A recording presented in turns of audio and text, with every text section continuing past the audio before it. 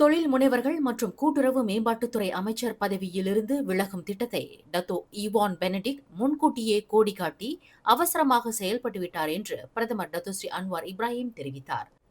சபா மாநிலத்தின் 40 விழுக்காட்டு வருவாய் உரிமை குறித்து கொத்தக்கினபாலு உயர்நீதிமன்றம் அளித்த தீர்ப்பை எதிர்த்து மேல்முறையீடு செய்வதா இல்லையா என்பது குறித்து அரசாங்கம் இன்னும் தீர்க்கமாக முடிவு செய்யவில்லை. இவ்விவகாரம் இன்னமும் ஆய்வில் உள்ளது என்று பிரதமர் விளக்கினார்.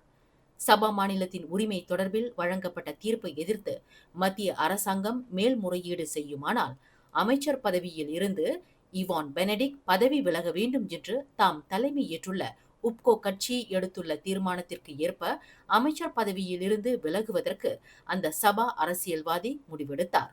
சபா மாநிலத்தின் தன்னாட்சி உரிமை சம்பந்தப்பட்ட இந்த விவகாரத்தில் தீர்ப்பை எதிர்த்து மேல்முறையீடு செய்யப்படும் என்று சட்டத்துறை அலுவலகம் அறிவித்ததன் எதிரொலி உப்கோ கட்சி இந்த முடிவை எடுத்தது.